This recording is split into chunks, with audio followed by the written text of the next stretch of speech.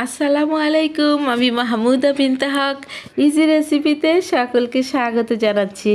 আশা করি সবাই অনেক অনেক ভালো আছেন। আজকের আপনাদের জন্য নিয়ে এসেছি একটি দুর্দান্ত স্বাদের রেসিপি, পাকা কলা দিয়ে মিষ্টি চমচম বা চমচম ভাজা। কখনো কি এভাবে খেয়েছেন চমচম?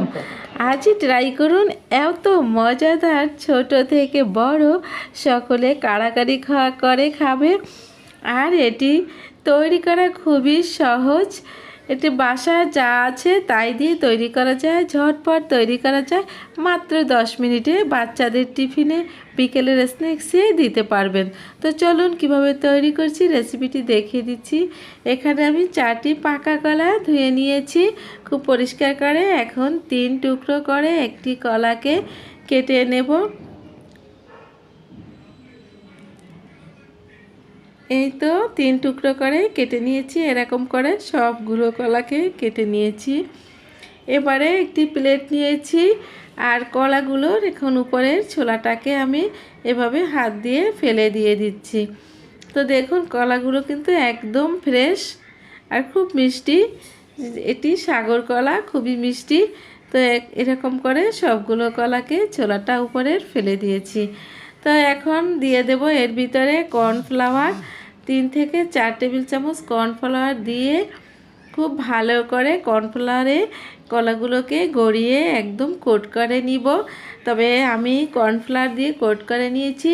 আপনাদের কাছে যদি কর্নফ্লাওয়ার না থাকে সেক্ষেত্রেও আপনারা ময়দা দিয়ে কোট করে নিতে পারবেন, কোনো সমস্যা হবে না। ময়দা দিলেও ভালো লাগবে। তো এটাকে এক সাইড করে এখন রেখে দিলাম।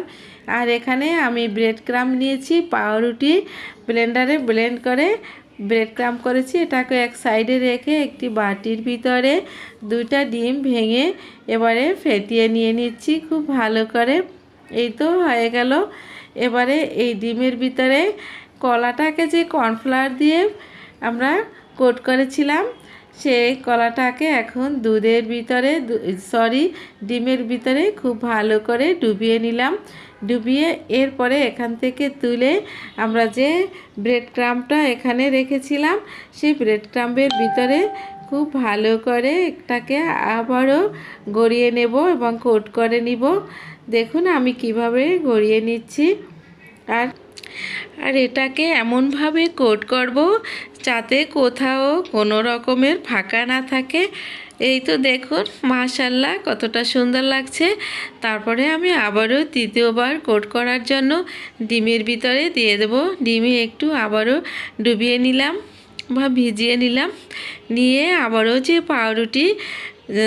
যে ব্রেড ক্রাম্ব আছে সেই ব্রেড ক্রাম্বের ভিতরে আবার এটাকে গড়িয়ে খুব ভালো করে কোট করে নিয়েছি। আর এই তো হয়ে গেল। দেখুন মাশাআল্লাহ কতটা সুন্দর হয়েছে।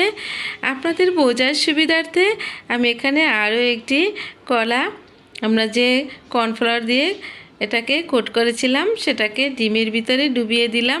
ডিমে ডুবিয়ে তারপরে তুলে আমরা ব্রেড ক্রাম্বের ভিতরে আবারও দিয়ে দিচ্ছি। এবারে ব্রেড ক্রাম্ব খুব ভালো করে লাগিয়ে তারপরে আবারও ডিমে দিয়ে দিলাম। ডিমে এবার আবারও ভালো করে ভিজিয়ে তারপরে আবারও আমরা ব্রেড ক্রাম্বের ভিতরে দিয়ে দেব। আর এবারে ডাবল কোটটা আমাদের দেখুন পুরোপুরি কমপ্লিট হয়ে গিয়েছে। খুব ভালো করে পাউরুটিটা আমি ব্রেড ক্রাম্বগুলো চেপে চেপে লাগিয়ে দিয়েছি। এই তো দেখুন মাশাআল্লাহ দেখতে একদম চমচমের মতো হয়েছে। তো এখানেই শেষ নয়, এগুলোকে আমি এখন ভাজার জন্য চলে যাব। চুলায় ফ্রাই প্যান দিয়ে দিয়েছি আর তেলটা গরম হয়ে গিয়েছে। এবার এক এক করে আমার কলার চমচমগুলোকে আমি তেলের ভিতরে দিয়ে দিয়েছি। তো দেওয়ার পরে যখন 1 মিনিট হয়ে যাবে তখন এগুলোকে আমি তুলে উল্টে দেব। যেহেতু ভিতরে কলা কাঁচা থাকার কোনো সম্ভাবনা নেই, তাই এগুলো উপরটা যাতে ক্রিস্পি হয় সেজন্য চুলার ফ্লেমটাকে একদম মিডিয়াম করে তারপরে সময় নিয়ে মুচমুচে করে ভেজে নিলেই হবে।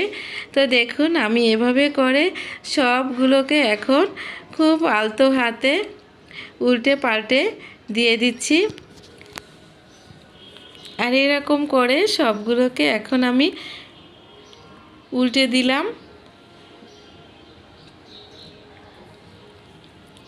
তো যখন কালার হতে শুরু করবে তখন খুব ভালো করে সবগুলোকে উল্টে পাল্টে দিলাম। আর আমার এগুলো হয়ে গিয়েছে।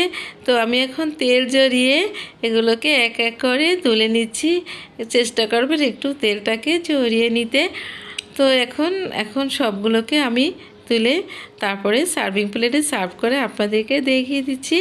দেখুন মাশাআল্লাহ কতটা সুন্দর দেখাচ্ছে, কতটা লোভনীয় হয়েছে, কলা দিয়ে চমচম ভাজা। আর সাউন্ডটা দেখুন কতটা মুচমুচে হয়েছে আর কতটা ক্রিস্পি হয়েছে। আশা করি খুব কম সময়ে আমার এই রেসিপিটি আপনাদের খুব ভালো লাগবে। ঝটপট তৈরি করে বিকেলের স্ন্যাক্স হিসেবে খেতে পারবেন। তো প্রতিদিনের মতো ছোট্ট একটি অনুরোধ করব, আমার ভিডিওটি যদি ভালো লেগে থাকে তাহলে প্লিজ আমার চ্যানেলটিকে সাবস্ক্রাইব করে দিবেন, পাশে থাকা বেল আইকনটি অন করে দিবেন, ফ্যামিলি এবং ফ্রেন্ডসের সাথে বেশি বেশি শেয়ার করে দিবেন। সবাই ভালো থাকবেন। আল্লাহ হাফেজ।